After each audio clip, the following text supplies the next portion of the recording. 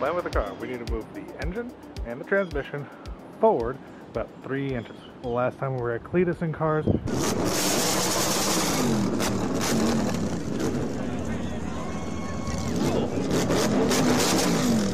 That's a force for the V8, boy. we sort of did one of these.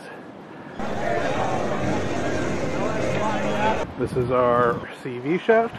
This would be where the actual joint is, and basically, as you can see in this clip, the shafts right now are at a really aggressive angle. We hoped that it would be okay, but at Cleetus and Cars, got off the clutch going into the burnout box, and yes, the angle got so aggressive that the little ball bearings, which normally sit in here, were allowed to pop out to this little housing, which this is only meant to hold grease back. It's obviously not meant to deal with any actual force put on it. It didn't work out well, so now we're fixing it. April 1st and 2nd is going to be the Freedom 500 and Cleetus and Cars. We very much intend to enter the burnout competition again. Hopefully shred some tires this time, redeem ourselves, look good. That would be nice. The harness bar will have to be cut, floor pan up front will have to be cut, and we will need a new engine mount. For now, that is the main goal.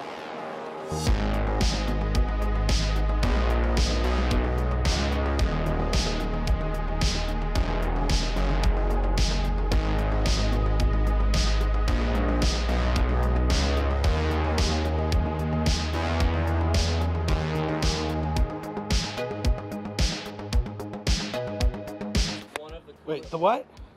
What? The what? Oh, the brake booster line. How do we do the brake booster line? Is it there? Is it there? There? Oh.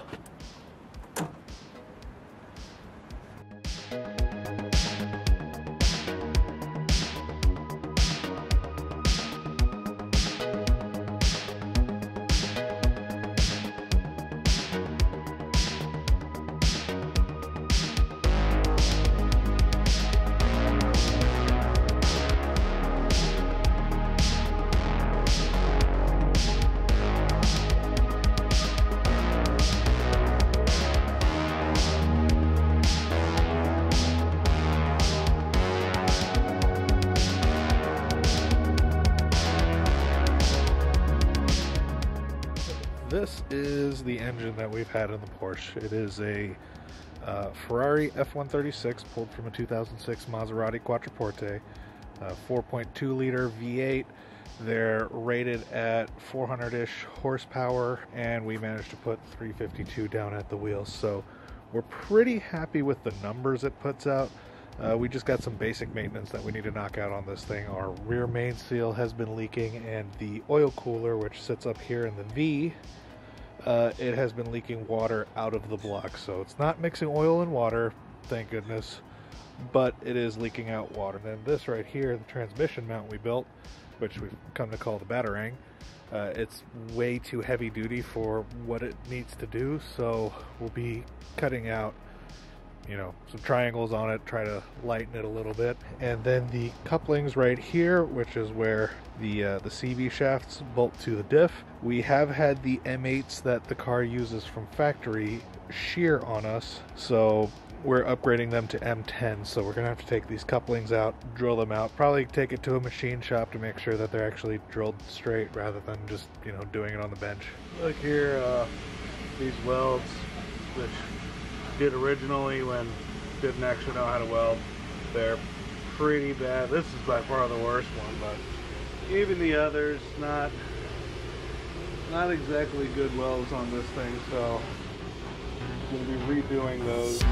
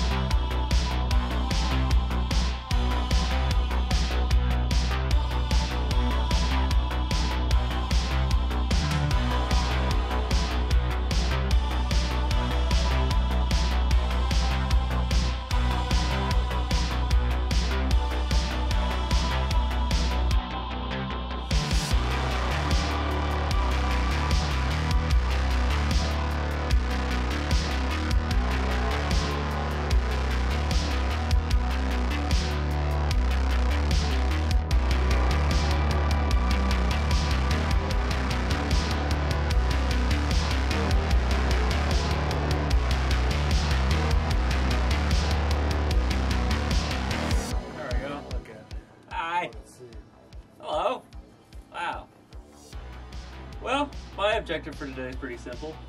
We got a heat exchanger that's up here in the V of the motor that's pissing coolant pretty bad. Then we also have exhaust manifold gaskets that we'll be getting installed. We've been running without exhaust manifold gaskets this entire time. Hasn't been a big problem, but we figure put them on there.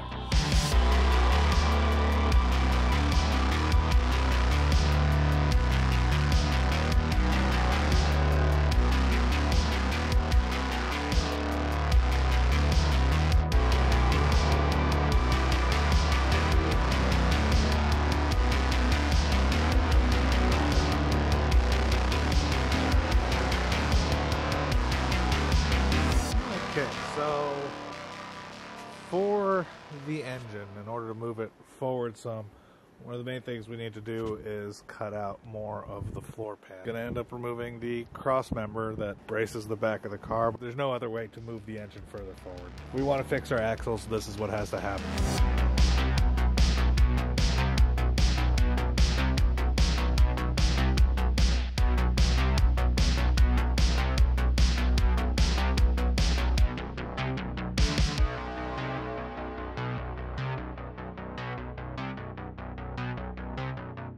Alright, yeah, so we're going to pull the transmission off mainly so we can get to the rear main seal because it's been dripping slightly. We have a new one. We're going to try to put it on.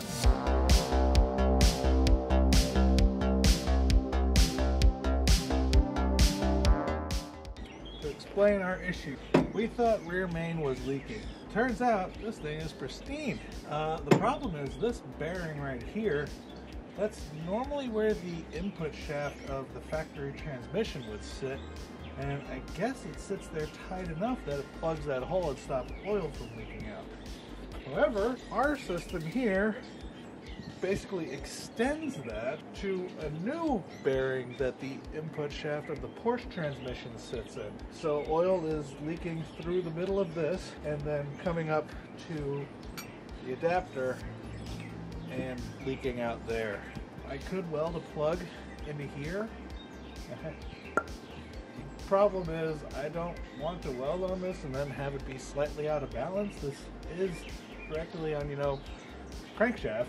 All I have here is my little flux core machine, which I would much rather take this if I was going to weld the plug into that.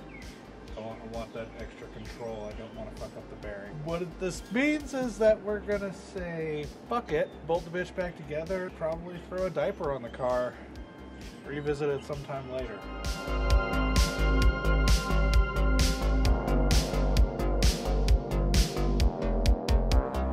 What all we've done to the engine?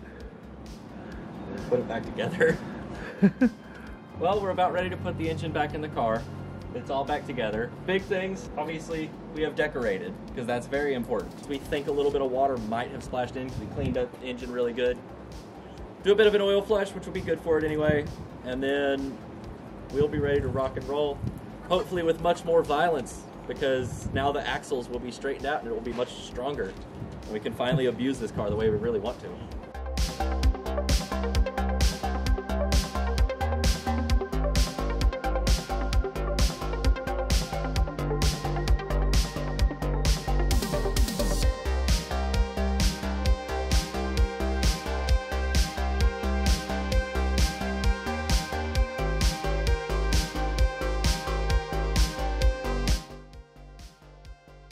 So, there is a cross member which ties the suspension together. Problem with that cross member is that when we did the engine swap, we located the transmission and everything a little bit lower than it was before. And now, with us trying to move the engine forward, the transmission is hitting the cross member itself. In order to clear it, what needs to happen is that the whole thing needs to come up a little bit, which would mean a new trans mount and new engine mount. However, we do not have time to do that. So what we're going to do instead is build little spacers that are going to sit underneath the mounting points for the engine and trans. With the amount of time that we got left, that's really the best we can hope to do. So, kind of a bummer. We were hoping that this thing would be bolted in right now instead. Gonna have to get these little guys made. But such is race car. We need about a 1.25" rise on all four corners. So rather than get solid metal and have to drill all the way through that, what we got here is a little bit of 1/8 inch, and then these guys cut at 1 1/8. Put that right there, zap it in place from the inside, and there will be our spacer. Not the best way to solve the issue, but it'll work. 3 more of these and we'll have the engine raised as much as we want it to be. Easy day. Alrighty, another bright morning. Well, not really morning. It is afternoon already. Last night managed to get the engine in and mounted. We just made some spacers that sit in all four corners. Long run, we'll have to build new mounts that just locate it properly, but this is just gonna have to do for now. It was a lot further look at forward. that axle angle. Yes. This is the entire reason we're doing literally all of this. Yeah, that is not perfectly straight, like really another 1/2 inch, maybe 1 inch would have been good, but that is well within tolerance of what they can handle. And really, if you look at there, if we actually move the engine forward anymore, the axles are going to start rubbing into the subframe, which obviously we don't want. Since we don't have a radiator in the back anymore, we need to find a new way to go ahead and fill the coolant. And we might have just stumbled on a great idea. Our radiator that was in the back of the car fits in there enough that the hood can close without a problem. So what we're thinking now is we'll build some brackets, get this actually mounted, cut a big old hole up here so it can get some airflow, and there being no gaskets or anything up here, honestly it's got enough room for the air to vent out that way.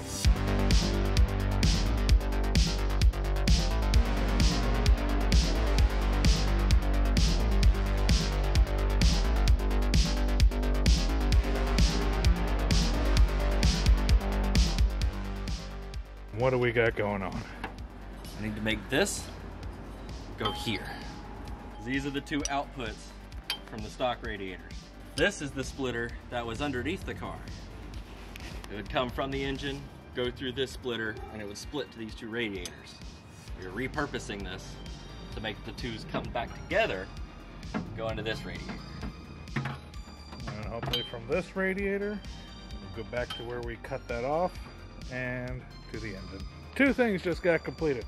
1, oil is hooked back up, and number 2, we got our coolant figured out. So yeah, scavenging parts from the Porsche, each of the factory radiators, into the factory Y, into some eBay piping, and to our Amazon radiator.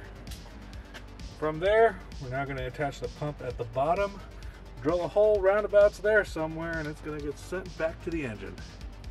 So, good morning. It is now Friday. I forget what date it is. Oh, Friday, 18th of March. With any luck, today we basically finished the car. Around the back, all that's left is the slave cylinder. We accidentally stepped on the clutch, not realizing that the slave cylinder wasn't actually in the transmission. So yeah, that just kind of went and shot out, got a bunch of fluid everywhere. Luckily it rained, so you know, all of that got washed away.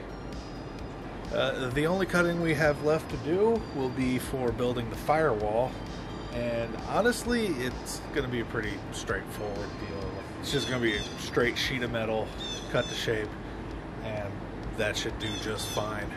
One more item up front, the brake line that goes from the ABS control module to the rear brakes. Right now all we did is took it out and plugged the hole on one side. Right now we have no rear brakes. What we're going to do instead is we're actually going to install a valve in that line so that when we go to a burnout competition like this, flip the valve, shuts off the rear brakes, and do burnouts all day. But obviously for driving around traffic and when it comes to track driving, that's not ideal. You want all 4 tires doing some work. So open the valve again, good to go, you got normal brakes.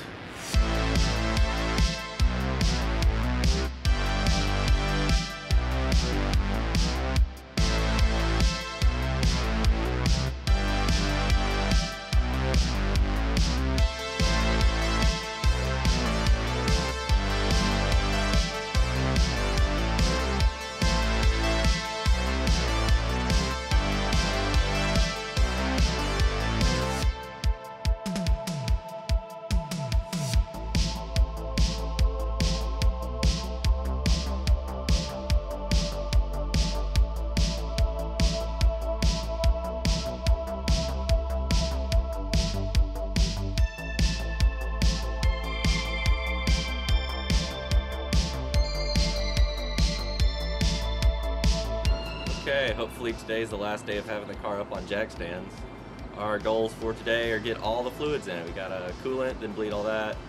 Brake fluid, bleed the brakes and clutch, and oil. We're gonna do an oil flush and then put a whole bunch of fresh oil in it.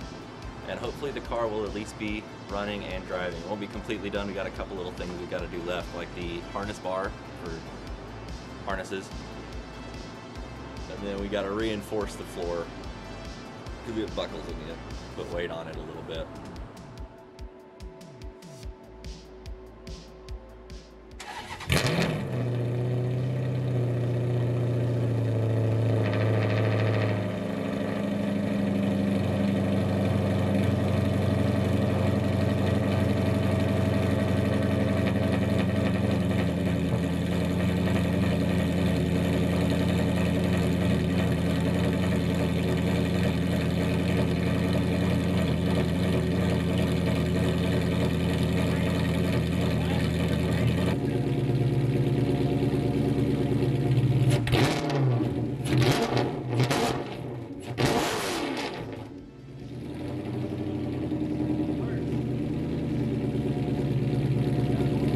Test drive looks to have failed miserably.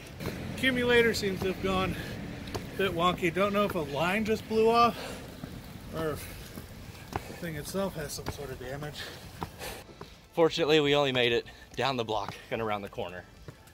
Found our problem. Turns out this little guy right here is actually a GM oil sensor, which turns out to be from an 05 Tahoe.